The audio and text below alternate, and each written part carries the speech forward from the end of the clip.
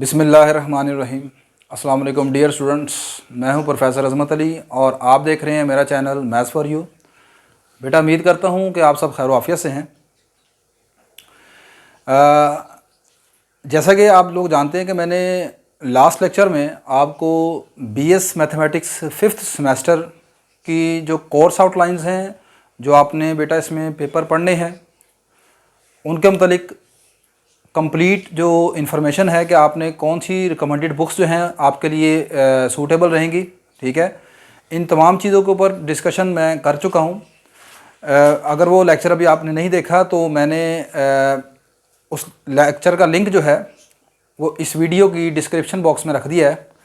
आप उस लिंक को क्लिक करके वो वीडियो देख सकते हैं। तो आज के लेक्चर से बेटा हम आपका जो BS 5th सेमेस्टर का कॉम्प्लेक्स एनालिसिस 1 जो पेपर है इसका बाकायदा आगाज़ करने जा रहे हैं। तो आज के लेक्चर में हम कॉम्प्लेक्स एनालिसिस 1 के ऊपर डिस्कशन, इसके जो आपका जो चैप्टर नंबर आपका 0 है, यानी बेसिक्स ऑफ कॉम्प्लेक्स नंबर। यहाँ पर मैं बता दूँ आपको कि यहाँ पर मैं जिस बुक को फॉलो कर रहा हूँ वो आपके लोकल ऑथर हैं डॉक्टर इकबाल साहब, उनकी बुक को मैं फॉलो कर रहा हूँ। ठीक है, और या फिर इंडियन ऑथर की एक बुक है शांति नारायण की, उसको हम फॉलो करेंगे। ठीक है, और इसके अलावा चर्चिल की बुक है। ठीक है, इन बुक्स के मुतालिक मैं आपको लास्ट लेक्चर में बता चुका हूँ। ठीक है, आप उस वीडियो को ज़रा देख लीजिएगा जाकर। तो आज के लेक्चर में बेटा हम कॉम्प्लेक्स एनालिसिस 1 में लेक्चर नंबर 1 जो है हमारा, ठीक है, वो क्या होगा। यहाँ पर मैं जो ये वीडियोस हैं मैंने आपको बताया था कि वैसे तो आपके हर वो स्टूडेंट जो BS मैथमेटिक्स कर रहा है, आइदर वो किसी भी यूनिवर्सिटी से पढ़ रहा हो, ठीक है, अगर उसकी जो कोर्स आउटलाइन है वो मेरी वीडियोस के साथ मीट करती है तो उसके लिए मेरी ये वीडियो हेल्पफुल हो सकती है। लेकिन मैंने जैसे कि आपको बताया था कि मेरी वीडियो स्पेशली मैंने जो डिज़ाइन की हैं वो पंजाब यूनिवर्सिटी के उन स्टूडेंट्स के लिए हैं जो कि यहाँ से 5th सेमेस्टर में पढ़ रहे हैं। ठीक है, तो हमारा कॉम्प्लेक्स एनालिसिस 1 का जो कोर्स कोड है वो मैथ 303 है। ठीक है, और आज के लेक्चर में जो हम टॉपिक डिस्कस करने जा रहे हैं, ठीक है, ये आपके बेसिक्स हैं टॉपिक्स। आपने जो इंटरमीडिएट में और अपने जो प्रीवियस सेमेस्टर्स में कॉम्प्लेक्स एनालिसिस के मुतालिक पढ़ा है, ठीक है, मैंने उसको थोड़ा सा मैंने कहा रिवाइज़ करवा दें। ठीक है, फिर उसके बाद हम एडवांस लेवल की तरफ चलेंगे। यहाँ पर रिवीजन में मैं बहुत ज़्यादा डिटेल में तो नहीं जाऊँगा। ठीक है, तो कुछ चीज़ों को मैं यहाँ पर रिवाइज़ करवाने का मकसद ये होगा कि आपको जो चीज़ें, अगर आपने उनमें से कुछ चीज़ें नहीं पढ़ी, ठीक है, तो वो चीज़ें भी आपको समझ आ जाए। ठीक है, और थोड़ी सी रिवीजन भी हो जाए। तो जो से टॉपिक आज हमने डिस्कस करने हैं ज़रा उनके ऊपर देखते हैं। तो चैप्टर नंबर 0 है जी, ये आपका डॉक्टर इकबाल साहब की बुक का चैप्टर का नाम है basic concepts and complex numbers. ठीक है, तो लेक्चर नंबर 1 में बेटा आज हमने जो से टॉपिक पढ़ने हैं वो टॉपिक आपके हैं जी need of complex numbers and operations defined on complex numbers. Complex number की ज़रूरत क्यों थी, और दूसरा ये कि कॉम्प्लेक्स नंबर्स के ऊपर डिफाइंड की जाने वाली जो ऑपरेशंस हैं उनके मुतालिक यहाँ पर हम डिस्कस करेंगे। ठीक है, और सेकंड लेक्चर होगा हमारा polar form of complex number. तो यहाँ पर polar form of complex number को स्पेशली मैं थोड़ा सा डिटेल में आपको बताऊँगा। ठीक है, क्योंकि ये वाला जो टॉपिक है ये स्टूडेंट्स का ज़रा वीक भी होता है। सही है, तो देखते हैं यहाँ पर। तो कॉम्प्लेक्स नंबर को बेटा हम इस तरह डिफाइन करते हैं, number of the form z is equal to x plus iota y। ठीक है, हर वो नंबर जो कि x plus iota y form में है, where x y belong to r, और यहाँ पर x और y आपके रियल नंबर्स हैं। ठीक है, उस नंबर को आप कॉम्प्लेक्स नंबर कहते हैं। इससे पहले यहाँ पर मैं इसकी जो कॉम्प्लेक्स नंबर की ज़रूरत कब महसूस हुई, ठीक है, इसकी इन्वेंशन यानी क्या थी, इसके मुतालिक भी आप लोग जानते ही होंगे। खैर, आप जानते हैं कि 17th सेंचुरी में आइलर जो था वो फर्स्ट मैथमेटिशियन था जिसने कॉम्प्लेक्स नंबर की इन्वेंशन जो थी वो की थी। इसमें आप जानते हैं कि स्टोरी कुछ इस तरह है कि कॉम्प्लेक्स नंबर की इन्वेंशन से पहले सेट ऑफ रियल नंबर तक जो है वो काम हो चुका था। यानी कि मैथमेटिशियंस के सामने जो डिफरेंट इक्वेशंस आती थी, उन इक्वेशंस के जो सोल्यूशन थे वो solution set of real number में एग्जिस्ट करते थे। यानी आप कोई भी जो पॉलिनोमियल इक्वेशन सॉल्व कर रहे थे, ठीक है, या उससे हटकर पॉलिनोमियल के अलावा कोई दूसरी इक्वेशन जो हम सॉल्व करते थे, उन इक्वेशंस के सोल्यूशन जो थे वो set of real number R से बिलोंग करते थे। आइलर ने 17th सेंचुरी में एक इक्वेशन सॉल्व की x² + 1 = ज़ीरो। इस इक्वेशन को सोल्व करते हुए यहाँ पर एक्स स्क्वायर की वैल्यू निकालते हुए यहाँ पर उसको इस प्रॉब्लम को फेस करना पड़ा कि स्क्वायर रूट के अंदर यहाँ पर -1 आ गया। अब इससे पहले कभी भी कोई ऐसी इक्वेशन सामने से नहीं गुजरी थी कि जिसमें स्क्वायर रूट के अंदर अगर नेगेटिव नंबर आ जाए तो फिर उसको कैसे सोल्व किया जाता था। तो आयलर ने इस इक्वेशन को सोल्व करने के लिए यहाँ से फिर कॉम्प्लेक्स नंबर की इन्वेंशन की और इस नंबर को उसने आयोटा का नाम दे दिया। ठीक है, that is the imaginary number denoted by -1। ठीक है, तो यहाँ से फिर इन्वेंशन होती गई और फिर वक्त के साथ साथ जो है मज़ीद इस सब्जेक्ट में कॉम्प्लेक्स नंबर्स में इस फील्ड में जो है वो मॉडिफिकेशन होती रही। तो ये इसकी कुछ थोड़ी सी छोटी सी आपको मैंने बैकग्राउंड बताई है।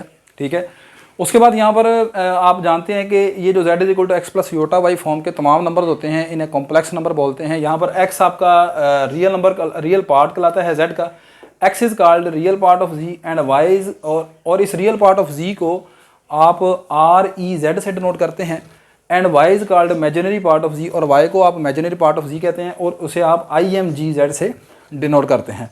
कॉम्प्लेक्स नंबर की डिफरेंट एग्जांपल्स यहाँ पर मैंने लिखी हैं। ये सारी चीज़ें आप अपनी बेसिक्स जो हैं अपनी पुरानी प्रीवियस क्लासेस में पढ़ चुके हैं।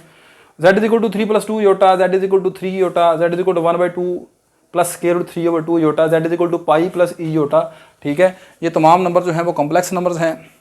यहाँ पर वो नंबर जिसमें रियल पार्ट 0 होता है आप जानते हैं उसे प्योरली इमेजिनरी नंबर कहते हैं। ठीक है, लाइक एज इसमें रियल पार्ट आपको 0 नज़र आ रहा है तो यहाँ पर z = 3 iota जो है वो इमेजिनरी नंबर कहलाएगा। ठीक है, उसके बाद आप जानते हैं कि हर रियल नंबर जो है वो कॉम्प्लेक्स नंबर होता है। कैसे आप जानते हैं कि अगर मिसाल के तौर पर एक रियल नंबर मैंने लिखा है z = 5 तो इस 5 में अगर आप 0 iota को ऐड कर दें तो जो नया नंबर बनेगा वो आपके पास कॉम्प्लेक्स नंबर बन जाएगा। यानी हर वो नंबर जो रियल है वो कॉम्प्लेक्स नंबर बन जाता है बाय एडिंग 0 iota। ठीक है, सेकंड चीज़ कॉम्प्लेक्स नंबर में मैंने कहा था ऑपरेशंस को हमने डिफाइन करना है। तो कॉम्प्लेक्स नंबर में पहली जो ऑपरेशन हम यहाँ पर डिफाइन करने जा रहे हैं वो है जी किसी कॉम्प्लेक्स नंबर का कॉन्जुगेट क्या होता है। तो conjugate and modulus of complex number क्या है। अगर हमारे पास z x + iota y के बराबर है देन कॉन्जुगेट ऑफ z, तो इस z का जो कॉन्जुगेट होगा उसे आप जानते हैं इस तरह डिनोट करते हैं। z के ऊपर ये बार लगा देते हैं और वो चीज़ आ जाती है आपके पास z = x - iota y के इक्वल। यानी कि कॉन्जुगेट में आप जानते हैं कि जो इमेजिनरी पार्ट है उसका साइन चेंज कर देते हैं। ठीक है, geometrically conjugate of z is the reflection of z in the real axis. Conjugate of complex number का ज्योमेट्रिकल मीनिंग क्या होता है। ग्राफिकली ज्योमेट्रिकल मीनिंग किसी कॉम्प्लेक्स नंबर का जब आप कॉन्जुगेट लेते हैं तो उसका मतलब क्या है, ये एक्चुअली कॉम्प्लेक्स नंबर z की रिफ्लेक्शन को शो करता है इन द रियल एक्सिस। मतलब क्या हुआ, रियल एक्सिस में रिफ्लेक्शन को शो करता है। इसका मतलब क्या है, देखें आप जानते हैं कि किसी कॉम्प्लेक्स नंबर को आप ऑर्डर पेयर फॉर्म में एक्स वाई प्लेन में रिप्रेजेंट कर सकते हैं। ये चीज़ें आपने पढ़ी हुई हैं। z = मिसाल के तौर पर आपके पास है 3 2। अब ये जो z = 3 2 मैंने लिखा है ऑर्डर पेयर फॉर्म, ये इसकी बनती है आपके पास फर्स्ट क्वाड्रेंट में। ठीक है, और यहाँ पर ये जो मेरे पास है ये हमारा है एक्स एक्सिस यानी कि रियल एक्सिस है। अब मैं अगर आपको कहता हूँ कि इस कॉम्प्लेक्स नंबर का आप कॉन्जुगेट ले लें तो इसका कॉन्जुगेट आएगा 3, -2। ठीक है, इसे लिख लेंगे ना आप 3 + 2 iota तो ये बन जाएगा 3 - 2 iota। अब मैं आपसे पूछता हूँ कि ये वाला जो नंबर 3, -2 है ये कहाँ पर है, तो आप मुझे बताएंगे कि ये 4th क्वाड्रेंट में है। तो 4th क्वाड्रेंट में बिल्कुल जितनी मतलब यहाँ पर अगर x की वैल्यू यहाँ पर 3 है और y की वैल्यू यहाँ पर 2 है। ठीक है, तो बिल्कुल इसी हाइट से नीचे की तरफ आप आएंगे -2 यूनिट नीचे आएंगे तो ये कॉम्प्लेक्स नंबर आपको यहाँ पर इस पोजीशन पर आपको मिलेगा 3, -2। ठीक है, तो मैं ये कह सकता हूँ कि ये वाला जो नंबर है यानी कि z कॉन्जुगेट जो है वो क्या है, इस z का रिफ्लेक्शन है और वो रिफ्लेक्शन के लिए जो लाइन इस्तेमाल हो रही है, लाइन ऑफ सिमेट्री, वो रियल एक्सिस है। ठीक है, तो मुख्तसर सी बात है कि किसी कॉम्प्लेक्स नंबर के कॉन्जुगेट को ग्राफिकली अगर आपने देखना हो तो वो क्या शो करता है, this shows the reflection of z की रिफ्लेक्शन को शो करता है और वो रिफ्लेक्शन किसकी मदद से ली जा रही है, इन द रियल एक्सिस यानी कि x एक्सिस की मदद से। ठीक है, और whereas the modulus of z is denoted by, और किसी कॉम्प्लेक्स नंबर के मॉडुलस को आप z के ऊपर ये इस तरह 2 लाइंस लगाकर रिप्रेजेंट करते हैं एंड इज डिफाइंड एज, और उसको किस तरह डिफाइंड किया जाता है,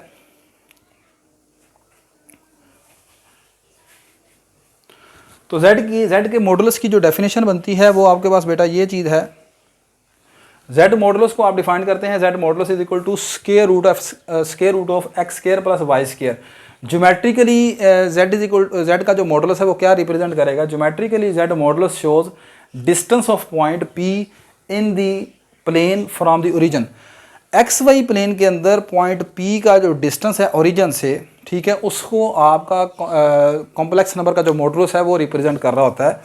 मतलब क्या है, अगर आपके पास ये z इज इक्वल टू एक कॉम्प्लेक्स नंबर है x प्लस योटा y, जिसको मैं इस तरह लिख सकता हूँ पी एक्स वाई से, ठीक है, तो इसका जो z का मॉडुलस है जिसकी डेफिनेशन आपने देखी वो ये है x square plus y square. Actually ये जो formula x square plus y square का बना है, अगर मैं आपको कहूँ कि आप ओरिजिन से लेकर पॉइंट P तक का डिस्टेंस लगा लें, यानी डिस्टेंस फार्मूले से, तो वो आप गौर करेंगे वो यही बनेगा x माइनस ज़ीरो का whole square plus y minus zero का होल स्क्वायर। आपने अपनी प्रीवियस क्लासेस में दो पॉइंट्स के दरमियान डिस्टेंस कैसे निकालते हैं वो चीज़ आपने पढ़ी हुई है। तो O से लेकर P तक का जो डिस्टेंस है वो ये निकला और उसको हम ऐसे लिख सकते हैं। और z मॉडुलस का जो फार्मूला है वो भी यही होता है x square plus y square. तो फिर मैं ये कह सकता हूँ कि z modulus represent distance of point P from the origin, कि z मॉडुलस जो है वो आपका डिस्टेंस को रिप्रेजेंट करता है। किसके डिस्टेंस को? पॉइंट P के डिस्टेंस को। कहाँ से रिप्रेजेंट करता है? ओरिजिन से। ठीक है, बात समझ आ गई कि नहीं आ गई? तो O से लेकर P तक का जो डिस्टेंस है वो कौन है? z का मॉडुलस है। तो यही मैंने यहाँ पर लिखा है कि geometrically z modulus shows distance of point P in the plane from the origin. ठीक है, नेक्स्ट आपके पास अगली जो आप किसी कॉम्प्लेक्स नंबर के ऊपर ऑपरेशन यूज़ करते हैं वो multiplicative inverse of complex number है। ठीक है, बाकी कॉम्प्लेक्स नंबर की एडिशन, इनकी सब्ट्रैक्शंस, ठीक है, इनकी डिविजन्स वगैरह वो आप सारी जानते हैं। तो यहाँ पर जो खास इंपॉर्टेंट चीज़ें हैं उनके मुतालिक मैं यहाँ पर डिस्कशन कर रहा हूँ। नेक्स्ट बेटा, multiplicative inverse of complex number को आप किस तरह डिफाइन करते हैं? जिस तरह आप सेट ऑफ रियल नंबर में किसी हर नॉन ज़ीरो रियल नंबर का ही मल्टीप्लिकेटिव इनवर्स निकालते हैं, यानी ज़ीरो का मल्टीप्लिकेटिव इनवर्स पॉसिबल नहीं है। सिमिलरली आपके पास नॉन ज़ीरो कॉम्प्लेक्स नंबर का ही मल्टीप्लिकेटिव इनवर्स निकलेगा। तो मैंने लिखा कि अगर हमारे पास एक z कॉम्प्लेक्स नंबर है x प्लस योटा y, जबकि z not equal to zero है, यानी कि नॉन ज़ीरो कॉम्प्लेक्स नंबर है, देन इट्स मल्टीप्लिकेटिव इनवर्स। तो इसके मल्टीप्लिकेटिव इनवर्स को z रेज़ टू पावर -1 से डिनोट करते हैं और इसकी डेफिनेशन ये है, लिखी है, z conjugate over z modulus का स्क्वायर। ठीक है, तो ये इसका फार्मूला हम इस्तेमाल करेंगे अगर कहीं पर ज़रूरत हुई, z का कॉन्जुगेट ओवर z का मॉडुलस। ठीक है, z मॉडुलस का होल स्क्वायर। सही है, बेसिक टेक्निक आप जानते हैं। वैसे कॉम्प्लेक्स नंबर के कॉम्प्लेक्स नंबर का इनवर्स निकालने की आपको z दिया होता है, आप 1 ओवर z करते हैं, उसके बाद आप रैशनलाइज करते हैं। इतना लंबा चौड़ा काम करने की ज़रूरत नहीं है, अब आपका लेवल बढ़ जाना चाहिए। मिसाल के तौर पर मेरे पास एक कॉम्प्लेक्स नंबर लिखा है z is equal to 3 + 4 iota. मैं इसका इन्वर्स मालूम करना चाहता हूँ, तो इसके इन्वर्स के लिए दो चीज़ें मुझे चाहिए, एक तो इसका कॉन्जुगेट चाहिए, दूसरे इसके मॉडुलस का स्क्वायर चाहिए। तो इसका कॉन्जुगेट बेटा हमारे पास आ जाएगा यहाँ पर 3 - 4 योटा ओवर, नीचे इसके मॉडुलस का स्क्वायर चाहिए, तो मॉडुलस का स्क्वायर चाहिए तो जारी सी बात है इस पर अंडर रूट नहीं आएगा फिर, तो ये आ जाएगा हमारे पास मॉडुलस का स्क्वायर 3 का स्क्वायर प्लस 4 का स्क्वायर। मॉडुलस कैसे निकालते हैं आप जानते हैं, रियल पार्ट का स्क्वायर प्लस इमेजिनरी पार्ट का स्क्वायर और ऊपर अंडर रूट आ जाता है। तो यहाँ पर अंडर रूट नहीं आएगा क्योंकि स्क्वायर लगा हुआ है, तो ये आ जाएगा 3 - 4 योटा ओवर 25। तो ये इस कॉम्प्लेक्स नंबर का इनवर्स आ जाएगा। तो सिंपल, इसमें आपको कोई रैशनलाइजेशन करने की ज़रूरत नहीं है, लंबा चौड़ा काम करने की यहाँ पर ज़रूरत नहीं है।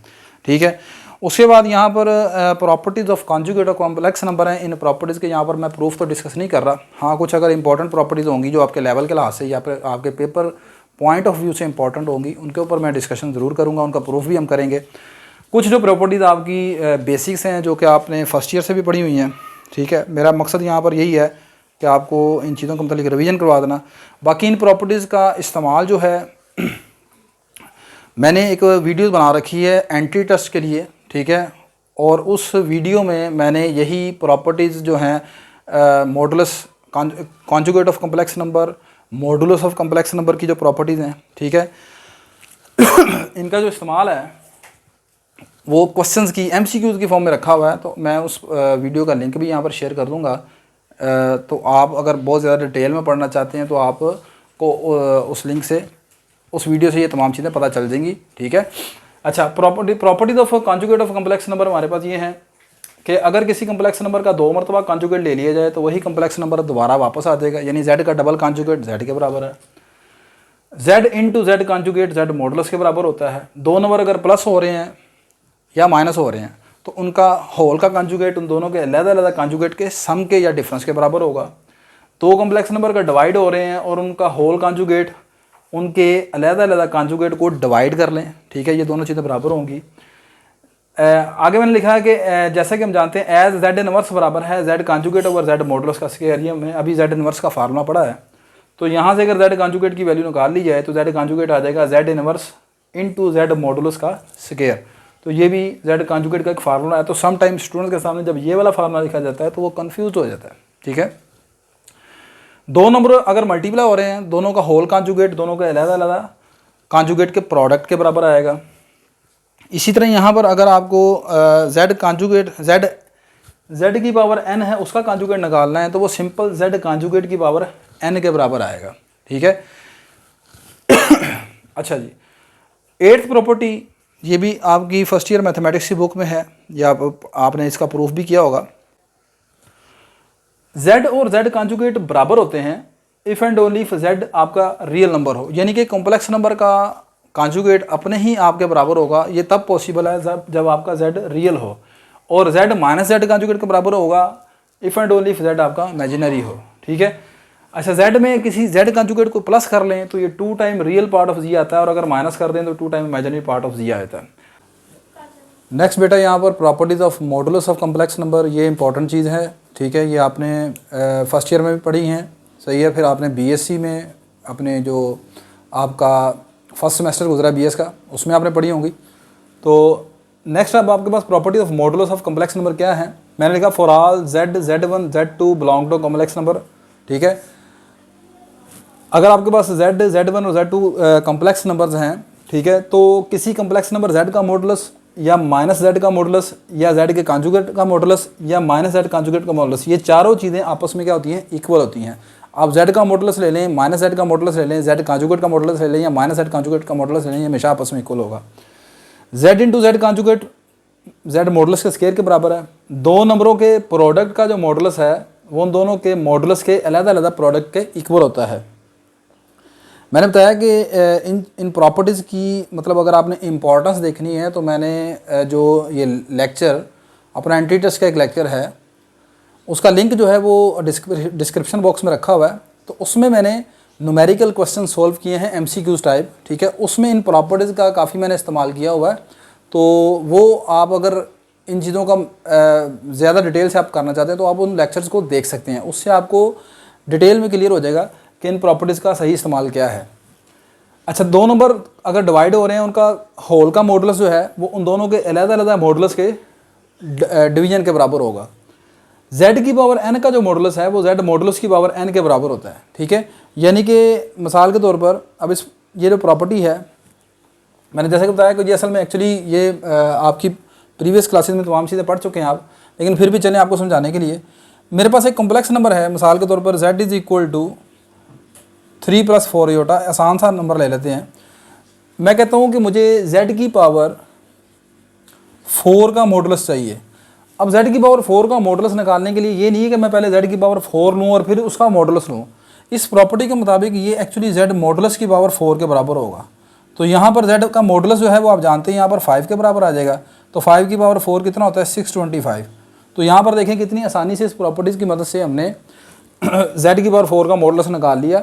यानी कि यहाँ पर z की पावर 4 लेकर उसका मॉडुलस निकालने की ज़रूरत नहीं पड़ी, सिर्फ z का मॉडुलस लेकर उसकी पावर 4 हमने ले लिए। फिर इसी तरह अगर z की पावर m है और उसका मॉडुलस है, ठीक है, तो वो पावर को बाहर ले आएंगे, z मॉडुलस की पावर mn आ जाएगी, ठीक है। इसके बाद अगली जो चीज़ है यहाँ पर मैं लिख रहा हूँ, ये ट्राइंगल इनक्वालिटी कहलाती है। इस ट्राइंगल इनक्वालिटी क्या है, z1 + z2 का मॉडुलस ग्रेटर देन इक्वल होता है z1 modulus minus z2 modulus के, और लेस देन इक्वल होता है z1 मॉडुलस + z2 मॉडुलस के, ठीक है। This is called triangle inequality. अगर आप इसके लेफ्ट पार्ट के ऊपर यानी ये वाला जो हिस्सा है इसके ऊपर अगर हम एब्सोल्यूट लगा दें तो this is called the absolute value of Z1 modulus minus Z2 modulus. और इसको क्या कहते हैं, ये वाला जो हिस्सा है जो आपका इसका लेफ्ट पार्ट है ट्राइंगल इनक्वालिटी का, this is called the least value of Z1 plus Z2, और इसको हम कहते हैं largest value of Z1 plus Z2। ठीक है, तो इस ट्राइंगल इनक्वालिटी के दो हिस्से हैं, ये लेफ्ट वाला ये राइट वाला। ये इसका जो लेफ्ट पार्ट है इसे लीस्ट वैल्यू कहते हैं इस Z1 प्लस Z2 की, और अगर इसकी आपने लार्जेस्ट वैल्यू मालूम करनी है तो वो ये इसके इक्वल होती है।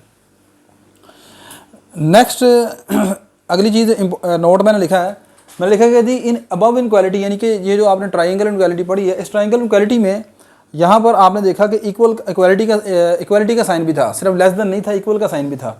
If points Z1 and Z2 are collinear points, अगर पॉइंट्स कोलिनियर है, कोलिनियर का मतलब है वो एक ही लाइन के ऊपर लाई करते हैं, then inequality has equal sign, otherwise for non collinear points sign of inequality will be neglected. यानी कि सिर्फ लेस देन का साइन आएगा अगर पॉइंट्स कोलिनियर नॉन कोलिनियर है, और अगर पॉइंट्स कोलिनियर हैं तो फिर आपने ट्राइंगल इनक्वालिटी में इक्वल का साइन भी लेना होता है, इस चीज़ को याद रखिएगा। Largest and smallest value of Z1 minus Z2 modulus is the same as Z1 modulus plus Z2 modulus. अगर आपके पास मतलब आपको कहा जाता है कि ट्राइंगल इनक्वालिटी तो आपने पढ़ ली है ना, ट्राइंगल इनक्वालिटी में Z1 प्लस Z2 मॉडुलस की लीस्ट वैल्यू भी पढ़ी और लार्जेस्ट वैल्यू भी पढ़ी आपने। Z1 माइनस Z2 मॉडुलस की जो लीस्ट और लार्जेस्ट वैल्यू वही है जो Z1 modulus plus Z2 modulus की है। ठीक है, अगली चीज़ इंपॉर्टेंट प्रॉपर्टी है यहाँ पर ये, और ये जो आठवां मैंने लिखा है Z इनवर्स का मॉडुलस बराबर है 1/Z मॉडुलस के। ये एक्चुअली यही प्रॉपर्टी से मैंने निकाला है कि Z की पावर n का मॉडुलस इक्वल होता है Z मॉडुलस की पावर n के, और n क्या है, एक इंटीजर है। तो यहाँ पर आपको फ़र्ज करें ये Z आपको दिया हुआ है और आपको कहा जाता है कि Z इनवर्स का आपने मॉडुलस निकालना है। ठीक है, तो Z इनवर्स का एक्चुअली मॉडुलस होगा 1/Z मॉडुलस के बराबर। ठीक है, आप Z का मॉडुलस निकालें, उसको डिवाइड कर दें तो ये आपके पास आ जाएगा। नेक्स्ट आपने ये भी प्रूफ आपने किया होगा अपने BS में, ठीक है, प्रीवियस क्लासेस में। Z1 प्लस Z2 मॉडुलस का स्क्वायर बराबर है Z1 माइनस Z2 मॉडुलस का square equal to 2 times Z1 modulus square plus Z2 modulus square.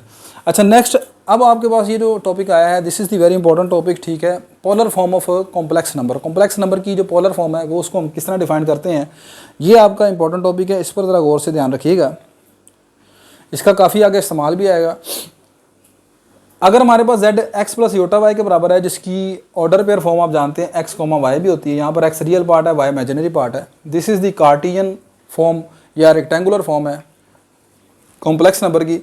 Then it's polar form, तो इस कॉम्प्लेक्स नंबर की जो पोलर फॉर्म होती है वो आप जानते हैं बराबर होती है r cos theta plus iota sine theta, और उसको आप ऐसे लिख लेते हैं r cis theta. C stand for cos और I stand for iota, S stand for sine theta, और इसको अगर आप ऑर्डर पेयर फॉर्म में लिखें तो इस तरह लिखते हैं r थीटा। अब यहाँ पर एक चीज़ इंपॉर्टेंट याद रखिएगा, कुछ स्टूडेंट्स के दिन में ये चीज़ होती है कि जब आप इसे ऑर्डर पेयर फॉर्म में पोलर फॉर्म को इस तरह लिखते हैं r थीटा, तो वो कहते हैं r यहाँ पर रियल पार्ट है Z का, थीटा यहाँ पर इमेजिनरी पार्ट है। ये चीज़ गलत है। जब आप किसी कॉम्प्लेक्स नंबर की पोलर फॉर्म लिखते हैं तो कॉम्प्लेक्स नंबर की पोलर फॉर्म में आर थीटा को आप ये पोलर कोऑर्डिनेट्स कहलाते हैं, इसकी पोलर फॉर्म नहीं कहलाती है। This is the polar coordinate form. ठीक है, पोलर कोऑर्डिनेट्स। अच्छा, यहाँ पर ये मैं बताने लगा था कि आर जो है इस कॉम्प्लेक्स नंबर का रियल पार्ट नहीं है, ना ही थीटा यहाँ पर इसका इमेजिनरी पार्ट है। इमेजिनरी और रियल पार्ट यहाँ पर एक्स वाई फॉर्म में इस तरह तो होते हैं, लेकिन यहाँ पर इसे रियल और इमेजिनरी पार्ट नहीं कहेंगे। अगर आप पोलर फॉर्म में इसका रियल पार्ट देखना चाहते हैं तो इसका रियल पार्ट ये है आर कोस थीटा, और इमेजिनरी पार्ट है आर साइन थीटा। ठीक है, तो यहाँ पर कुछ स्टूडेंट के दिन में ये होता है कि जब आप पोलर कोऑर्डिनेट्स की बात करते हैं तो यहाँ पर ये आर थीटा जो है, आर उसको रियल पार्ट कहते हैं, थीटा को इमेजिनरी पार्ट कहते हैं, ये चीज़ गलत है जी। ठीक है, अच्छा, हेयर आर जो है वो Z मॉडुलस के बराबर है। ठीक है, और Z मॉडुलस के मतलब आप जानते हैं, और थीटा यहाँ पर क्या कहलाता है, आर्गूमेंट ऑफ Z। ये भी इंपॉर्टेंट चीज़ है, किसी कॉम्प्लेक्स नंबर के आर्गूमेंट में सबसे ज़्यादा मुश्किल होती है स्टूडेंट्स को। ठीक है, अब इसको आपने समझना है। अगर आपने प्रीवियस क्लासेस में भी आर्गूमेंट का टॉपिक पढ़ा होगा तो वहाँ पर भी आपको शायद आइडिया होगा कि ये वाला टॉपिक मुश्किल होता है। अब यहाँ पर बेटा आपने याद रखना है, आर्गूमेंट जब आप किसी कॉम्प्लेक्स नंबर का निकालते हैं ये दो टाइप के होते हैं। ठीक है, there are 2 types of argument of Z। एक होता है प्रिंसिपल आर्गूमेंट और एक होता है स्टैंडर्ड आर्गूमेंट। ठीक है, अब इस चीज़ को अगर आपने गौर से समझ रहे हैं, ये चीज़ आपके स्टूडेंट्स की वीक होती है। ठीक है, ये वाला टॉपिक जो है प्रिंसिपल आर्गूमेंट और स्टैंडर्ड आर्गूमेंट भी कहते हैं, या जर्नल आर्गूमेंट भी बोलते हैं। ये दो आर्गूमेंट हैं किसी कॉम्प्लेक्स नंबर के। पहले हम प्रिंसिपल आर्गूमेंट को डिफाइन कर लेते हैं। ठीक है, याद रखिएगा प्रिंसिपल आर्गूमेंट को हम कैपिटल ARGZ से डिनोट करेंगे। ठीक है, ये थ्रू आउट द बुक सही है। और इसी तरह ही आपने BS अपनी प्रीवियस सेमेस्टर में भी सीखा होगा। तो capital ARGZ denote principal argument, और प्रिंसिपल आर्गूमेंट की जो रेंज होती है वो -180 से लेकर +180 के दरमियान होती है, ठीक है। या फिर ये जो माइनस का निशान है आप हाँ सॉरी, यहाँ पर -180 से +180 के दरमियान होता है प्रिंसिपल आर्गूमेंट ऑफ Z जो है। -180 की तरफ इक्वल लगा लें या फिर +180 की तरफ इक्वल लगा लें, ठीक है। बात समझे कि नहीं? Principal argument lies between -180 to +180। अब -180 की तरफ अगर आपने इक्वल का साइन लगाया तो इधर इक्वल लगाने की ज़रूरत नहीं है, वो मैं अभी आपको बाद में बताता हूँ क्यों नहीं लगाते। और या फिर अगर आपने इधर इक्वल लगाना है तो फिर इधर रहने दें, जैसे मैंने यहाँ पर लिखा है, सही है। तो पहली बात ये कि प्रिंसिपल आर्गूमेंट को आप कैपिटल ARG से डिनोट करते हैं।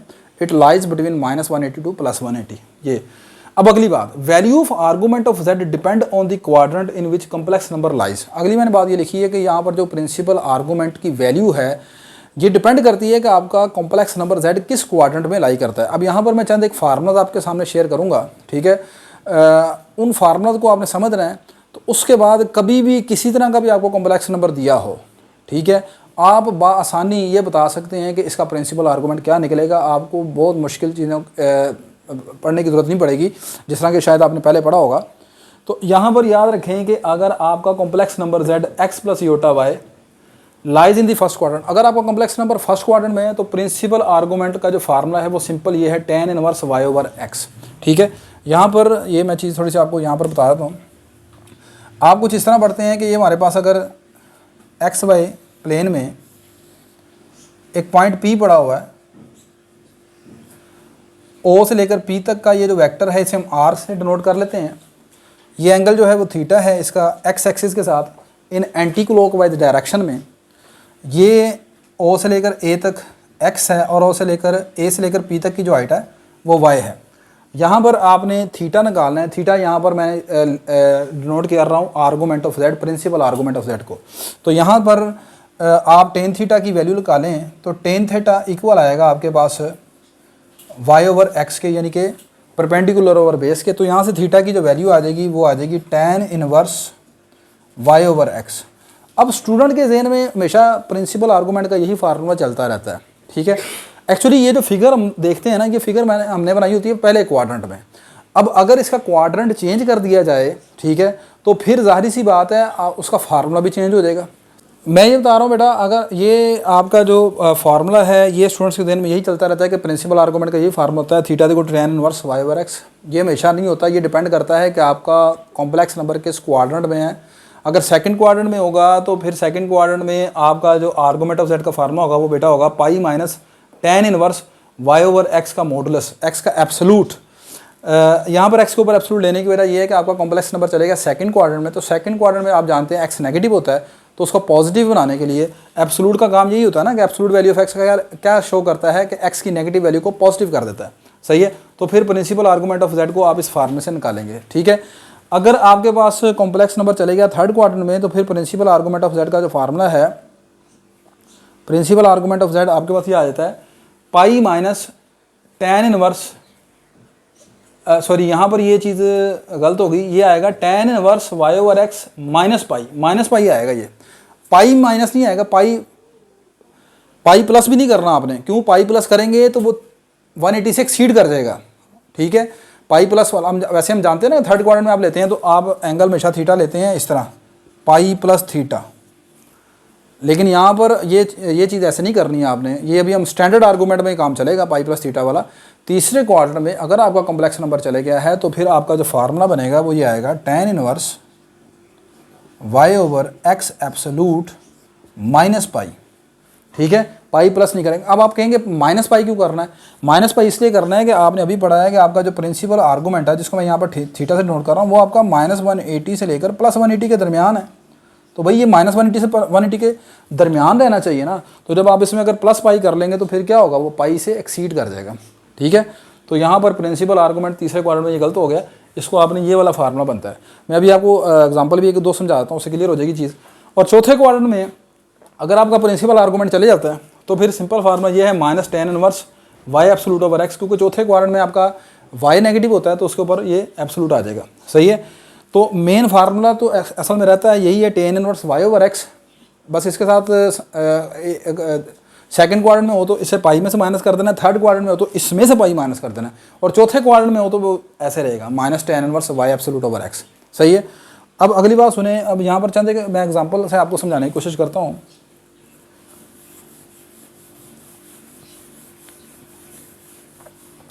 मिसाल के तौर पर मेरे पास एक कम्प्लेक्स नंबर है z is equal to square root 3 minus iota. मैं इस कॉम्प्लेक्स नंबर का प्रिंसिपल आर्गूमेंट निकालना चाहता हूँ, या समझ लें इसकी पोलर फॉर्म बनाना चाहते हैं हम। ठीक है, मैं इस कॉम्प्लेक्स नंबर की सबसे पहले इसे ऐसे लिख सकते हैं √3, -1, यानी कि ऑर्डर पेयर फॉर्म में। अब आप ये देखें कि ये कॉम्प्लेक्स नंबर आपका किस क्वाड्रेंट में है। आपका x पॉजिटिव है और y नेगेटिव है। x पॉजिटिव y नेगेटिव कौन सा क्वाड्रेंट बनता है? x पॉजिटिव y नेगेटिव आपका बनता है चौथे क्वाड्रेंट में। इसका मतलब आपका कॉम्प्लेक्स नंबर यहाँ पर है, ये आपका नंबर √3 - 1 कहीं यहाँ पर फोर्थ क्वाड्रेंट में लाई कर रहा है। अब फोर्थ क्वाड्रेंट में लाई कर रहा है तो अब आपने निकालना है इसका प्रिंसिपल आर्गूमेंट। तो प्रिंसिपल आर्गूमेंट जो होता है ना जनाब, ये आपके पास ये वाला एंगल यहाँ पर बनेगा। ठीक है, ये आपका थीटा प्रिंसिपल आर्गूमेंट का। क्लियर होगी बात ये।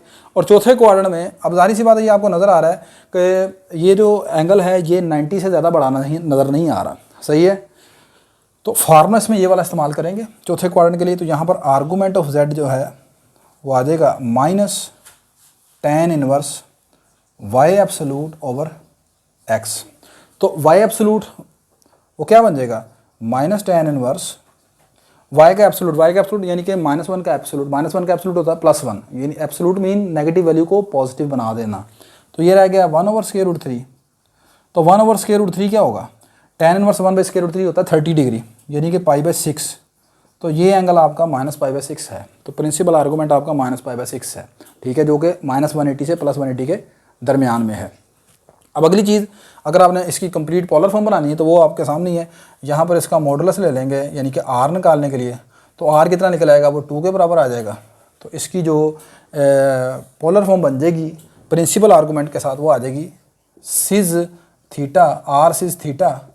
तो r आपके पास क्या है? r2 निकला है, सिज थीटा, थीटा कितना है? -π/6। तो ये इसकी पोलर फॉर्म है बेटा। ठीक है, जिसको आप मज़ीद ऐसे भी लिख सकते हैं 2 cos -π/6 plus iota sine -π/6। Clear होगी बात क्या नहीं? तो ये आपने इस कॉम्प्लेक्स नंबर की पोलर फॉर्म देख ली। इसी तरह ही बाकी तमाम में भी आप इस तरह एग्जांपल लेकर कर सकते हैं। ठीक है, नेक्स्ट बेटा यहाँ पर आर्गूमेंट की जो दूसरी टाइप है ये है आपकी स्टैंडर्ड आर्गूमेंट। ठीक है, स्टैंडर्ड आर्गूमेंट को हम स्मॉल ARGZ से डिनोट करते हैं। ठीक है, यानी आपका स्टैंडर्ड आर्गूमेंट जो है वो इस तरह डिनोट किया जाता है। और इसकी जो रेंज है वो 0 से लेकर 360 के दरमियान होती है, यानी 0 से लेकर 2π के दरमियान है। 0 भी शामिल है, 2π भी शामिल है, यानी 0 से लेकर 360 डिग्री क्लोज इंटरवल है। ठीक है, this belong to 0 to 360 degree close interval. ठीक होगी बात ये। अच्छा, वैल्यू बाकी बात यही है कि आर्गूमेंट ऑफ z की यहाँ पर जो स्टैंडर्ड आर्गूमेंट है या जनरल आर्गूमेंट ऑफ z है, इट्स वैल्यू डिपेंड ऑन कि आपका कम्प्लेक्स नंबर किस क्वाड्रेंट में है। तो यहाँ पर मैं आपको बता दूँ कि प्रिंसिपल आर्गूमेंट यानी कि ARG और स्मॉल ARG, ये प्रिंसिपल आर्गूमेंट हो या स्टैंडर्ड आर्गूमेंट हो, ये पहले दोनों क्वाड्रेंट में इनका फार्मूला सेम रहता है। ठीक है, तो इसलिए यहाँ पर ये दोनों फार्मूले इसके सेम रहेंगे। अब जब आप आएंगे ना तीसरे क्वाड्रेंट में, तो तीसरे क्वाड्रेंट में जो प्रिंसिपल आर्गूमेंट स्टैंडर्ड आर्गूमेंट है ना, इसका फार्मूला चेंज हो जाएगा। स्टैंडर्ड आर्गूमेंट असल में जब भी आप निकालते हैं तो आपकी रोटेशन जो है वो एंटी क्लॉकवाइज डायरेक्शन में होती है, जबकि प्रिंसिपल आर्गूमेंट में जो रोटेशन होती है ना वो क्लॉकवाइज होती है। याद रखिएगा बात को।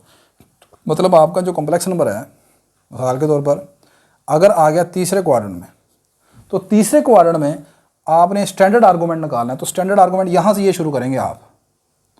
ठीक है, ये चीज़ें बनेंगी आपके पास यहाँ से यहाँ तक एंटी क्लॉकवाइज डायरेक्शन में।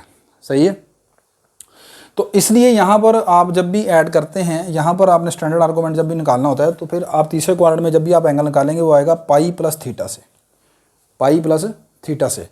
जबकि आप जब आते हैं ना ये प्रिंसिपल आर्गूमेंट निकालने के लिए, तो प्रिंसिपल आर्गूमेंट में मैंने बताया कि रोटेशन आपकी क्लॉकवाइज है। तो क्लॉकवाइज रोटेशन जब आप करते हैं ना तो फिर यहाँ से यहाँ तक चलते हैं। इसलिए आपने देखा कि थर्ड क्वाड्रेंट में प्रिंसिपल आर्गूमेंट का जो फार्मूला था वो ये था tan inverse y over x modulus minus pi, वहाँ पर माइनस पाई किया था क्योंकि आप यहाँ पर देखें कि ये आपके पास यहाँ से यहाँ तक ये जो ब्लू कलर का आपको एंगल नज़र आ रहा है ARGZ, ये आपका 180 से छोटा है। सही है, बात क्लियर होगी कि नहीं। तो पहले दोनों क्वाड्रेंट के लिए स्टैंडर्ड आर्गूमेंट प्रिंसिपल आर्गूमेंट का फार्मूला सेम है, जबकि तीसरे क्वाड्रेंट के लिए और चौथे क्वाड्रेंट के लिए इन दोनों का फार्मूला चेंज है। प्रिंसिपल आर्गूमेंट की रोटेशन क्लॉकवाइज है और स्टैंडर्ड आर्गूमेंट की जो रोटेशन है वो आपके पास एंटी क्लॉकवाइज डायरेक्शन होती है। नेक्स्ट अब देखते हैं यहाँ पर कि आप तीसरे क्वाड्रेंट में जो कॉम्प्लेक्स नंबर है स्टैंडर्ड आर्गूमेंट, तीसरे क्वाड्रेंट में अगर आपका कॉम्प्लेक्स नंबर है तो स्टैंडर्ड आर्गूमेंट का जो फार्मूला है वो ये है pi plus tan inverse y over x का मॉडुलस। और चौथे क्वाड्रेंट में अगर आपने जाना है तो चौथे क्वाड्रेंट में आप एंगल लेते हैं 2 पाई माइनस। ठीक है, ये चीज़ें आपने फर्स्ट ईयर में सीखी हैं, जैसे chapter number 4 trigonometric, chapter number 14 trigonometric identities में ये चीज़ें आपके पढ़ के आए थे और वैसे भी आपको इतना तो आइडिया आई है। तो 2 pi minus tan inverse y absolute over x ये चौथे क्वाड्रेंट के लिए और ये आपका तीसरे क्वाड्रेंट के लिए स्टैंडर्ड आर्गूमेंट का फार्मूला है। ठीक है, अब मिसाल के तौर पर मैंने अभी जो आपको एग्जांपल दी थी z इज़ इक्वल टू, मैंने एग्जांपल लिखी थी √3 - 1, यही थी ना, ये एग्जांपल लिखी है। अब ये वाला कॉम्प्लेक्स नंबर है, आपने इसका अगर प्रिंसिपल आर्गूमेंट निकालना है, ये कॉम्प्लेक्स नंबर आपका लाई कर रहा है चौथे क्वाड्रेंट में। अब आपको चौथे क्वाड्रेंट में जाना है और आपने अगर स्टैंडर्ड आर्गूमेंट निकालना है या जर्नल आर्गूमेंट जैसे बोलते हैं, तो फिर अब आपका एंगल ये वाला बनेगा। ठीक है, तो यहाँ पर ARGZ का जो फार्मूला बेटा आपने इस्तेमाल करना है वो आ जाएगा, ये चौथे क्वाड्रेंट में है तो चौथे क्वाड्रेंट में आएगा 2 पाई माइनस tan इनवर्स, आपका y नेगेटिव है, ठीक है, x पॉजिटिव है, तो y ओवर x फार्मूला वही है y ओवर x, लेकिन इस मरतबा इसके ऊपर एब्सोल्यूट लगा देना है y को पॉजिटिव बनाने के लिए और 2 पाई माइनस कर देना। ये आ जाएगा 2 pi minus tan inverse y का एब्सोल्यूट यानी 1 ओवर x आपके पास आ जाएगा 3, तो ये रह जाएगा 2 pi minus 1 tan inverse 1 over √3 आप जानते हैं कितने पर होता है 30 डिग्री यानी π/6, तो π/6 आ गया, तो ये कितना बन जाएगा 11 π/6। तो यहाँ पर ये आपके पास 11 π/6 और 11 π/6 को आप लिख सकते हैं 330 डिग्री, तो ये 330 डिग्री का एंगल है आपका। ठीक है, तो अब अगर आप z इज इक्वल टू √3 - 1 की पोलर फॉर्म चाहते हैं लेकिन स्टैंडर्ड आर्गूमेंट के साथ चाहते हैं, तो इस मरतबा स्टैंडर्ड आर्गूमेंट के साथ इसकी पोलर फॉर्म बनेगी ये r इसका निकल आएगा 2 के बराबर, वो हमने निकाला था पहले भी, 2 सिज 330 डिग्री।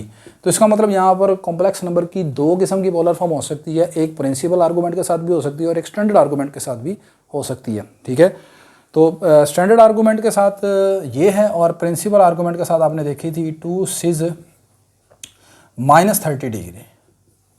ठीक है, अब उसके बाद आगे आर्गूमेंट ऑफ कॉम्प्लेक्स नंबर की कुछ प्रॉपर्टीज़ हैं। ठीक है, ये भी आपने अगर नहीं पढ़ी पहले या पढ़ी हैं आपने, यकीनन पढ़ी होंगी, उसको ज़रा देख लें। अगर इसमें जो आर्गूमेंट ऑफ कॉम्प्लेक्स नंबर की प्रॉपर्टीज हैं ये आपकी लॉग की प्रॉपर्टी से रिलेटेड ही हैं। दो कॉम्प्लेक्स नंबर अगर मल्टीप्लाई हो रहे हैं, आप उनका आर्गूमेंट चाहते हैं, तो आपको Z1 और Z2 को मल्टीप्लाई करने की ज़रूरत नहीं है। मतलब ये प्रॉपर्टी ये कहती है कि दोनों को मल्टीप्लाई करें फिर उसका आर्गूमेंट लें, इसकी लेफ्ट साइड ये कह रही है, तो ऐसा करने की ज़रूरत नहीं है। इस प्रॉपर्टी के मुताबिक आप लॉग की जिस तरह प्रॉपर्टी इस्तेमाल करते हैं, लॉग की प्रॉपर्टी क्या होती है कि अगर दो नंबर हैं आपके पास x एंड y, वो मल्टीप्लाई हो रहे हैं, तो वो उन पर लॉग जब अप्लाई करते हैं तो पहले का लॉग आ जाता है फिर दूसरे का लॉग आ जाता है। ठीक है, तो यहाँ पर अगर दो कॉम्प्लेक्स नंबर मल्टीप्लाई हो रहे हैं तो इसका आर्गूमेंट निकालना है, तो ये आ जाएगा पहले का आर्गूमेंट प्लस दूसरे का आर्गूमेंट। अगर इसी तरह ये डिवाइड हो रहे हैं तो फिर ये आ जाएगा ऊपर वाले का आर्गूमेंट माइनस डिनोमिनेटर का आर्गूमेंट। अगर आर्गूमेंट ऑफ z की पावर n है, किसी कॉम्प्लेक्स नंबर की पावर n है, उसका आर्गूमेंट निकालना है, तो वो n time argument of z आ जाएगा। ये भी लॉग की प्रॉपर्टी है। ठीक है, आपने ये लॉग की प्रॉपर्टी पढ़ी होगी, लॉग m की पावर n है तो इसे लिख सकते हैं n time log of m। ठीक होगी बात ये। अगर कोई कॉम्प्लेक्स नंबर z के इनवर्स का आर्गूमेंट निकालना है, तो z के इनवर्स का आर्गूमेंट इस प्रॉपर्टी के मुताबिक पहले पावर पीछे आ जाएगी, minus time argument of z आ जाएगा। और यहाँ पर इंपॉर्टेंट चीज़ ये है कि z इनवर्स का आर्गूमेंट और z कॉन्जुगेट का आर्गूमेंट ये दोनों बराबर होते हैं। ठीक है, argument of z into Z conjugate, z into Z conjugate होता है z मॉडुलस का स्क्वायर, तो आर्गूमेंट ऑफ z मॉडुलस का स्क्वायर 0 के बराबर है। क्यों? z मॉडुलस एक रियल नंबर है और रियल नंबर का आर्गूमेंट 0 होता है। ठीक है, ये अभी मैं आगे आपको बताता हूँ। ठीक है, तो ये आपके पास आर्गूमेंट की प्रॉपर्टीज़ हैं, इनकी मदद से भी हम काफ़ी जो क्वेश्चन आपको मुश्किल दिए हैं उसको आसानी से हम सॉल्व कर सकते हैं। मिसाल के तौर पर यहाँ पर मेरे पास ये इसको हम देखते हैं। मैंने अगर ये जो भी एग्जांपल हमने देखी square root 3 -1 minus iota whole power 3 है फ़र्ज़ कर लें, मुझे इसका आर्गूमेंट चाहिए। तो इसका आर्गूमेंट निकालने के लिए मुझे ये करने की ज़रूरत नहीं है कि मैं इसका पहले क्यूब खोल दूँ, ठीक है, क्यूब ओपन करने की ज़रूरत नहीं है। मैं पहले अंदर वाले नंबर का आर्गूमेंट मालूम करूँगा। अंदर वाले नंबर का आर्गूमेंट मैंने बताया स्टैंडर्ड भी हो सकता है और प्रिंसिपल भी हो सकता है। मिसाल के तौर पर मैं प्रिंसिपल आर्गूमेंट की तरफ चलता हूँ। तो इसका प्रिंसिपल आर्गूमेंट जो निकला था वो ये था, प्रिंसिपल आर्गूमेंट ऑफ z, और z यहाँ पर मैंने क्या लिया है स्क्वायर रूट 3 माइनस योटा, ठीक है। तो ये नंबर बनता है z की पावर 3। तो मुझे एक्चुअली z की पावर 3 का आर्गूमेंट चाहिए, आर्गूमेंट ऑफ z की पावर 3 चाहिए। अब आर्गूमेंट ऑफ z की पावर 3 क्या होगा, यह आ जाएगा 3 टाइम आर्गूमेंट ऑफ z, ठीक है, सिंपल सी बात है। अब आर्गूमेंट ऑफ z आपने अभी देखा कि इसका आर्गूमेंट प्रिंसिपल आर्गूमेंट निकला था -π/3, -π/30 डिग्री था, यानी -π/6 था, ये सही है।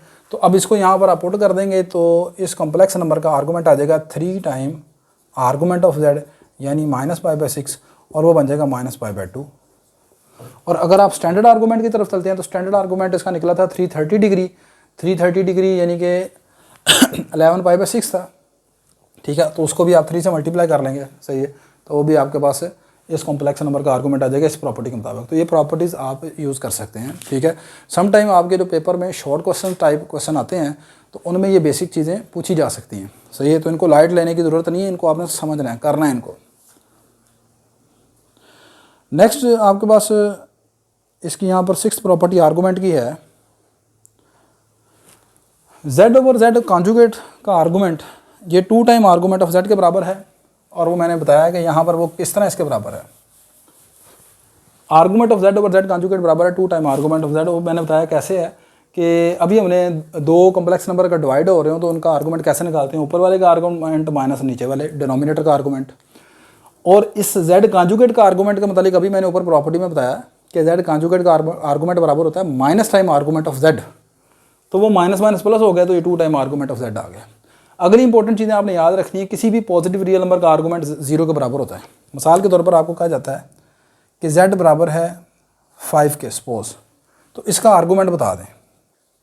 तो आर्गूमेंट ऑफ z यानी कि आर्गूमेंट ऑफ 5 ये होगा 0 डिग्री के बराबर। क्यों बोला, मैं आपसे कहता हूँ कि इस z=5 की लोकेशन बताएं। इसमें ना लोकेशन का बड़ा खास ख्याल रखते हैं कि नंबर कहाँ पर लाई करता है। तो ये जो कॉम्प्लेक्स नंबर है यानी कि रियल नंबर है, इसको हम लिखेंगे 5 + 0 जोटा, ये किस जगह पर आएगा, ये आपके पास आएगा पॉजिटिव एक्स एक्सिस के ऊपर। अब पॉजिटिव एक्स एक्सिस के ऊपर एंगल कितना होता है 0 डिग्री, बस सिंपल सी बात है। नेगेटिव रियल नंबर का आर्गूमेंट कितना है 180 डिग्री होता है। क्यों नेगेटिव, मिसाल के तौर पर यहाँ पर लिखा हुआ है z = -5, तो -5 कहाँ पर आएगा नेगेटिव एक्स के ऊपर, और नेगेटिव एक्स के ऊपर एंगल कितना बनेगा 180 डिग्री, ठीक है। एंगल कहाँ से मेजर करते हैं आप, पॉजिटिव एक्स से एंटी क्लॉकवाइज डायरेक्शन में, जहाँ पर आपका कॉम्प्लेक्स नंबर पड़ा हुआ है। तो कॉम्प्लेक्स नंबर पड़ा हुआ है आपका नेगेटिव एक्स एक्सिस के ऊपर, तो लहरा यहाँ से यहाँ तक एंगल कितना हो जाएगा 180 डिग्री, ठीक है। इसी तरह ही आपके पास अगर पॉजिटिव इमेजिनरी नंबर है, अब यहाँ पर ये बड़ी चीज़ है, सम टाइम अक्सर बच्चों को पता ही नहीं होता, उनसे पूछा जाता है कि अयोटा है, तो अयोटा का आर्गूमेंट कितना बनता है, बच्चे को नहीं पता चलता, सही है। तो इसमें कोई प्रॉब्लम नहीं है। अयोटा को कैसे लिखेंगे आप, iota can be written as 0 + 1 iota, that is 0,1। तो अब 0,1 है ना, तो ये मैंने बात कर रहा हूँ पॉजिटिव इमेजिनरी नंबर मीन जिनमें रियल पार्ट नहीं होता, सिर्फ अयोटा वाले नंबर होते हैं, जैसे 2 अयोटा, 3 अयोटा, 5 अयोटा, -2, अभी पॉजिटिव की बात कर रहे हैं, √5 अयोटा, ठीक है। अब ये नंबर 0,1 कहाँ पर आएगा, 0,1 कहाँ पर होगा जी, पॉजिटिव y के ऊपर होगा, ठीक है। तो पॉजिटिव y के साथ ये एंगल कितना बनता है 90 डिग्री। इसी तरह अगर आपका कॉम्प्लेक्स नंबर है नेगेटिव y के ऊपर, ठीक है, यानी कि नेगेटिव इमेजिनरी नंबर है, जैसे -5 अयोटा, -3 अयोटा, -√3 अयोटा, तो इनका जो आपके पास आर्गूमेंट निकलेगा वो -90 डिग्री भी हो सकता है और 270 डिग्री भी हो सकता है। 270 और -90 क्यों, -90 इसलिए होगा अगर आप ये वाली मेजरमेंट लेते हैं, यानी कि क्लॉकवाइज डायरेक्शन, यानी कि प्रिंसिपल आर्गूमेंट की बात करता हूँ, तो फिर -90 है। और अगर आप आते हैं इधर से एंटी क्लॉकवाइज यानी कि स्टैंडर्ड आर्गूमेंट, तो फिर आपके पास ये कॉम्प्लेक्स नंबर का जो एंगल बनेगा वो 270 डिग्री हो जाएगा। तो आपने देखा कि पॉजिटिव इमेजिनरी नंबर का आर्गूमेंट 90 डिग्री के बराबर है और नेगेटिव इमेजिनरी नंबर का आर्गूमेंट -90 भी है और 270 भी है। क्लियर है। अब अगर आपके जहन में आ रहा है कि जी प्रिंसिपल आर्गूमेंट, इसको इस रोटेशन को हम ऐसे बढ़ा लेते हैं एज तो ये -270 हो जाएगा। प्रिंसिपल आर्गूमेंट आपका -180 से नीचे जा ही नहीं सकता, ठीक है। तो इसलिए यहाँ पर प्रिंसिपल आर्गूमेंट हो या स्टैंडर्ड आर्गूमेंट हो, पॉजिटिव इमेजिनरी नंबर के लिए सिर्फ एक ही ऑप्शन है 90 की। नेगेटिव इमेजिनरी नंबर हो तो उसमें दो एंगल होंगे, -90 या 270 भी ले सकते हैं, ठीक है। 270 स्टैंडर्ड आर्गूमेंट के लिए, -90 प्रिंसिपल आर्गूमेंट के लिए। अगली चीज़ यहाँ पर मैंने लिखी है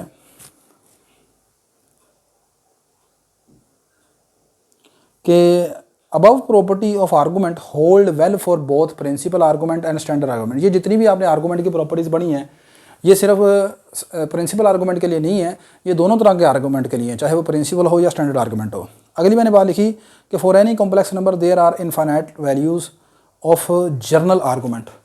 स्टैंडर्ड आर्गूमेंट के लिए किसी भी कोई कॉम्प्लेक्स नंबर है ना, तो उस कॉम्प्लेक्स नंबर के लिए, अब इस बात को ज़रा आपने गौर से देखना, किसी भी कॉम्प्लेक्स नंबर के लिए इसका जो जर्नल आर्गूमेंट या स्टैंडर्ड आर्गूमेंट है उसकी इनफाइनाइट वैल्यू निकल सकती हैं। किसी कॉम्प्लेक्स नंबर के लिए उसकी प्रिंसिपल आर्गूमेंट की वैल्यू यूनिक होती है, स्टैंडर्ड आर्गूमेंट की वैल्यूज इनफाइनाइट होती हैं। कैसे? By adding this number 2 and पाई। मिसाल के तौर पर फॉर एग्जांपल कंसीडर 1 + योटा, ये नंबर कंसीडर करें 1 + योटा 1 1 बन गया ऐसे। This complex number lies in first quadrant, so it's polar form, इसकी पोलर फॉर्म ये लिखी हुई है √2 cos 45 degree + sin 45 degree with argument 45 degree है। Now if we add 360 degree to 45 degree, अब इस 45 डिग्री के साथ अगर आप ये नंबर 2 and पाई मतलब 2 पाई के मल्टीपल्स, यानी यहाँ पर कोई भी चेंज करते जाएँ आप, नेगेटिव पॉजिटिव, ठीक है। तो 45 डिग्री के साथ 360 आपने जर्नल एंगल्स का कॉन्सेप्ट पढ़ा था फर्स्ट ईयर में, जर्नल एंगल कोटर्मिनल एंगल्स का, ठीक है, ये वही चीज़ है। 45 के साथ आप 360 ऐड कर दें, नया एंगल बनेगा 405। इसकी वैल्यू वही है, इसकी location which give the same location of the point 11। यह आपका एंगल है, नंबर है 11 फर्स्ट क्वाड्रेंट में, ये एंगल है 45 डिग्री। आप एक कंप्लीट रोटेशन के बाद यहाँ पर दोबारा आएँ तो ये एंगल कितना बन जाता है? 360 डिग्री + 45 डिग्री, डैट इज़ 405। तो लिहाजा इस 405 के साथ इस कॉम्प्लेक्स नंबर की लोकेशन फिर वही आ जाती है जहाँ जो पहले थी 45 के साथ। तो इस कॉम्प्लेक्स नंबर की पोलर फॉर्म ये भी बन सकती है। So the general most general polar form of z = 1 + iota is, इसकी जर्नल मोस्ट जर्नल फॉर्म ये भी हो सकती है। 45 में 2 and पाई ऐड कर दें दोनों तरफ, ठीक है, साइन में भी और कॉस में भी, लिहाजा ये भी इसकी कॉम्प्लेक्स नंबर की पोलर फॉर्म बन गई। For any complex number value of principal argument is unique whereas the value of general argument are infinite. Next अगली चीज़ आपने इंपॉर्टेंट याद रखनी है। फ़र्ज़ करें कि आपको प्रिंसिपल आर्गूमेंट दिया हो और आपने स्टैंडर्ड आर्गूमेंट निकालना है, या स्टैंडर्ड आर्गूमेंट दिया हो प्रिंसिपल आर्गूमेंट निकालना है। ये रिलेशन होता है प्रिंसिपल आर्गूमेंट और स्टैंडर्ड आर्गूमेंट के दरमियान। स्टैंडर्ड आर्गूमेंट बराबर होता है कैपिटल ARG यानी प्रिंसिपल आर्गूमेंट + 2 and पाई, ठीक है, ये आपने चीज़ याद रखनी है। अगले ये कुछ फार्मूले हैं, लास्ट ख़त्म होने चीज़। Product and quotient of complex number, दो कम्प्लेक्स नंबर अगर मल्टीप्लाई हो रहे हैं, जैसे यहाँ पर है Z1 ये है आपके पास, जिसकी पोलर फॉर्म ये है R1 cos θ1 योटा sin θ, और दूसरा ये है, तो इन दोनों कम्प्लेक्स नंबर का जो प्रोडक्ट लेकर नया कम्प्लेक्स नंबर बनेगा उसकी पोलर फॉर्म ये होगी R1 R2 सिज θ1 + θ2। देखें मिसाल के तौर पर मेरे पास मैंने लिखा है ये Z1 है R1 सिज θ1, ये पहला कम्प्लेक्स नंबर है, ये दूसरा कम्प्लेक्स नंबर है। तो इन दोनों का जो प्रोडक्ट बनेगा उसकी जो पोलर फॉर्म बनेगी वो आ जाएगी R1 × R2 सिज θ1 + θ2। इसी तरह अगर दोनों को डिवाइड हो रहे हैं तो फिर वो ऐसे आ जाएगा, शायद आपको नज़र नहीं आ रहा होगा, Z1 Z2 ये आ जाएगा R1 / R2 सिज × सिज θ1 - θ2, ठीक है। θ1 मतलब ऊपर वाले Z का आर्गूमेंट, -θ2 नीचे वाले कॉम्प्लेक्स नंबर का आर्गूमेंट। तो ये हमारे पास ख़त्म हो गया। अब मिसाल के तौर पर आखिरी चीज़, ये दोनों कॉम्प्लेक्स नंबर डिवाइड हो रहे हैं, उनकी पावर भी है n, z1 ओवर z2 की पावर n है। इसकी पोलर फॉर्म आपने बनानी है, तो ये सिंपल आएगी इस तरह, r1 की पावर n ओवर r2 की पावर n सिज n θ1 माइनस θ2 की पोलर फॉर्म। ठीक है, मैंने बताया कि अगर आप मज़ीद डिटेल में जाएंगे, ठीक है, ये सिर्फ एक रिवीजन लेक्चर था जो कि फिर भी काफ़ी लेंथी टाइम ले गया ये। ठीक है, मज़ीद अगर अच्छी डिटेल में आपने बहुत ज़्यादा डिटेल में इस चीज़ को देखना है तो मैंने ये जो यहाँ पर वीडियो का लिंक आपको दिया है डिस्क्रिप्शन बॉक्स में रख दिया है। ठीक है, उसको आप देख सकते हैं। वहाँ पर मैंने एक तो अपना लेवल काफ़ी नीचे रखा है, क्योंकि वो एंट्री टेस्ट आप जानते हैं इंटर लेवल पर होता है, फर्स्ट ईयर सेकंड ईयर पर। ठीक है, तो उसमें चीज़ों को थोड़ा करके बताना पड़ता है बच्चे को, आसान करके। ये चूँकि अब आप माशाल्लाह 5th सेमेस्टर में पहुँच गए हैं, तो 5th सेमेस्टर में ये चीज़ों को रिवाइज़ करवाना मेरा मकसद था, तो वो रिवाइज़ किया। अगर फिर भी कोई भी चीज़ आपको नहीं समझ आई तो आपके पास सामने ये जो मेरा व्हाट्सएप का नंबर है, ठीक है, यहाँ पर ये लिखा भी नज़र आ रहा है, तो ये आप इसके ऊपर मुझे व्हाट्सएप पर मैसेज कर सकते हैं, मैं इंशाल्लाह आपको रिप्लाई करूँगा। अगर आप फ़र्स्ट टाइम मेरे इस चैनल पर आए हैं, ठीक है, और मेरी ये वीडियो आपके लिए हेल्पफुल साबित हुई है, तो मेरी इस वीडियो को आप लाइक कीजिएगा, शेयर करें, मेरे चैनल को सब्सक्राइब करें। इंशाल्लाह नेक्स्ट लेक्चर में हम डी मावर्स थ्योरम के मतलब डिस्कशन करेंगे, लोकस ऑफ पॉइंट जो है उसके मतलब डिस्कशन करेंगे, और कुछ सम रिलेटेड एग्जांपल जो हैं आपकी बुक में उसके ऊपर डिस्कशन करेंगे। तब तक के लिए मुझे इजाज़त दीजिए। अल्लाह हाफ़िज़ जी।